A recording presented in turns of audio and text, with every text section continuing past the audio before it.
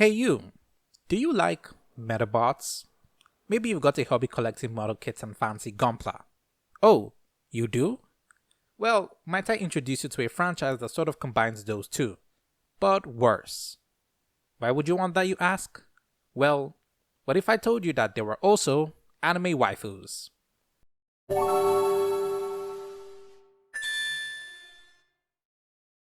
Busou Shinki is a franchise that exists, or barely exists as of 2023. It's a project spanning across all sorts of different forms of media, starting out as a series of model kits in 2006, before branching into other forms like manga, radio drama, video games, and of course, anime. The franchise was owned by Konami, which, if you're aware of Konami's reputation, means that you aren't the slightest bit surprised as to why the series was terminated and left to fade into obscurity. My headcanon is this was Konami's attempt to combat Bandai's Gunplas and get a good bite out of that model kit market, but it didn't quite pan out. The franchise had dipped its hand in pretty much everything, with its most notable ventures, aside from the model kits, being its video games and anime. Video games that were mostly focused on online multiplayer. A big part of them were raising and customizing your mecha waifus, which were called Shinkis, to do battle with other players.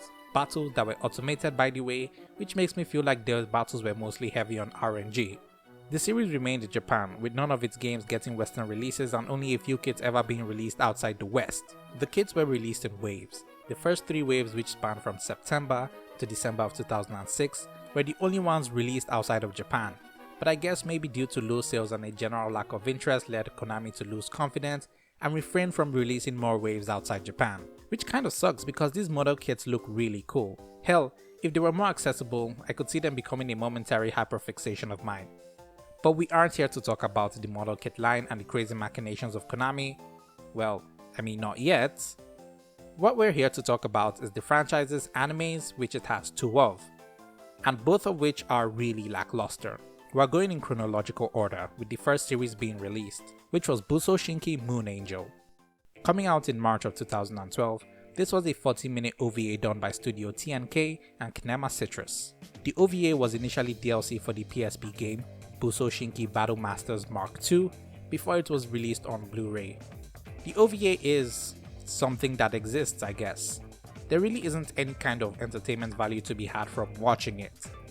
It takes what's on paper, a neat concept, and just does nothing with it for the whole 40 minutes, which was really disappointing.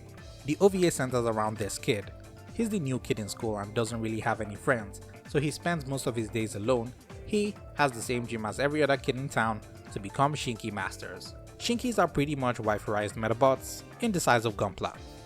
They've got personalities and can act independently, able to think and act for themselves, all the while in service to their masters. Some people use them for battles while others use them as companions. They're like the thing to have. But our main character doesn't have one. Can't blame him, those things are like $100 a pop, there is no way he's getting that on an allowance. So one day while he's out sulking, he comes across a half-broken Shinki, the angel type model named Arnvol. She's like the mascot character of the franchise, their saber. How did she end up there? Well, let's turn back the clock. The previous night, she was on a run from a top secret facility being chased by the other mascot character, the devil type model named Straff. Straff is trying to capture her and take her back to the facility to continue whatever research they are being used to conduct. The Anvil was able to flee, however taking serious damage that ends with her getting amnesia. So now she's landed in the care of our main character, Tsubasa. He's able to fix her up and gives her the name Kaguya. Meanwhile, back at the science facility, the scientist guys are pretty upset about Kaguya's escape and order Straff to go find her. She's super important for whatever experiments the scientists are carrying out. So Straff is out there taking down any Arnvol model she sees, which doesn't bode well for our main characters. We get a montage of the two having fun, getting used to each other and all the other wholesome stuff, but Kaguya can't really help but feel like she's forgetting something important. But our main character boy is like, oh, don't worry about it, why not focus on the fighting we have tomorrow? And she instantly forgets about it. So the next day is their fight. They're up against some NPC looking guy. The fight isn't really anything and it's over in less than a minute. But Kaguya starts acting funny and wants to finish off the opponent Shinki permanently. She's really committing to the saber role, even getting an alter form. The other characters are clearly upset by this, thinking the main character boy had made illegal modifications to his Shinki and demand some kind of compensation. And the whole crowd is taking this way too seriously, cause this is like a federal offense apparently. What's even crazier is how the crowd seems more than willing to jump this kid. Kaguya tries to stop them, but they only get more agitated and try to catch her, so she runs away. One thing leads to another and she runs into the same Straff model from before. They throw hands and man, despite the lackluster presentation of the anime, the action is its only redeeming quality. It makes use of CG models, which makes sense. I mean, just look at how packed the Straff design is. But they aren't too bad to look at, especially in action. They move pretty fluidly and have a certain weight to them. This is already way better than a lot of anime that use CGI today. Berserk 2016 anyone? So Kaguya kind of loses, doesn't resist, and heads back to the facility with Straff. I guess because she thinks she doesn't have a place to return to, because if she did go back to the MC, it'd only bring trouble. Meanwhile, MC Boy is still searching for Kaguya and runs into the owner of the local hobby shop. He's well aware of what Kaguya actually is because, in a wild coincidence, he used to be part of the science dudes, but I guess because of a conflict of morals, he left. But now he's going to help MC get her back. He also conveniently knows a secret entrance into the lab where the climax of the OVA will be happening. I'm sure you've been curious about just what this super secret experiment is. Well, if you're familiar with the toy battler genre, you can probably tell what it is. Yup, they want to use the technology that makes up Shinki to make a weapon of mass destruction to be used in military warfare, and the two Shinki girls are actually two halves of one big machine. You see, while they may look like generic model kits, they're actually super high-tech devices. Can we just take a moment to see how absolutely stupid this all is? So a bunch of scientists gathered around and thought, hey, let's model our super dangerous weapons after toys that are really popular with the general public and children. And the other scientists thought, yeah, that sounds like a great idea. Spoilers, it wasn't a great idea. So the MC easily makes it into the facility. You'd think it'd be harder considering the place is supposed to be top secret. They get in to witness Kaguya going berserk and he does the most main character thing ever and dives in headfirst into the danger to use the power of friendship to bring her back. But uh-oh, the dangerous weapon awakens and now the true final boss arrives. And it's in the shape of a young human girl. So tiny Kaguya does battle with the child robot, and this is where all the effort was put into the anime.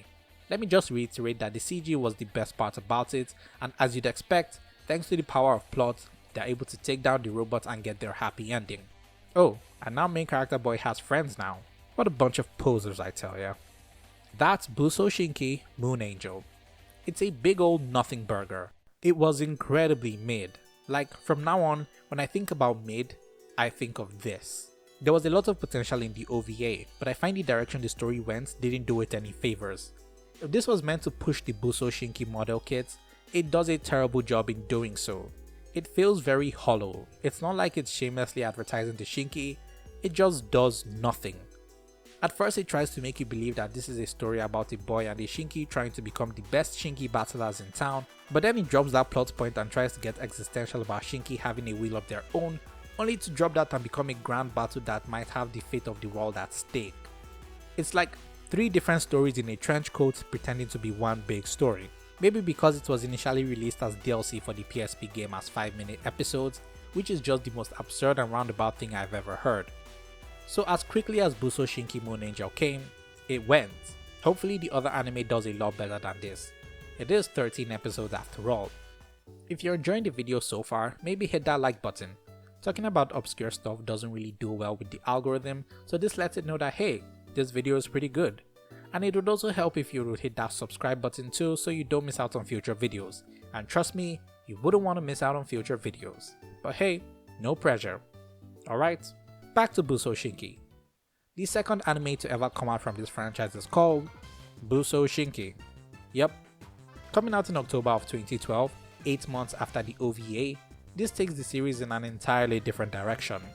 Will we finally get a story about a Shinki master trying to become the strongest around, filled with tournament arcs, spiky head characters and an edgy rival? Unfortunately no. What we do get is a slice of life.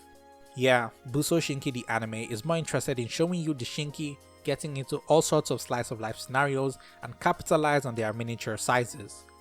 Taking away their main function, fighting and just having them be cute and simple for their master. That isn't to say there isn't any action to be had. The Shinki do get into fights every now and then, but these feel like a downgrade from the OVA. They still make use of the CG models, which don't look any worse, but the action becomes kind of hard to follow for me because most of the time the models didn't contrast well with the washed out looking backgrounds. So the action just ends up looking like a jumbled mess most of the time. But the action isn't why you come to Busou Shinki. It's the slice of life apparently, because I guess this is what model kit enthusiasts really want. Yeah, all the Gundam fans don't come for the sick mobile suit action and war crimes. No, they want to see their mobile suits just chilling at hot springs and being fan serviced over. Yeah, that's right. This series has a surprising amount of fan service in it.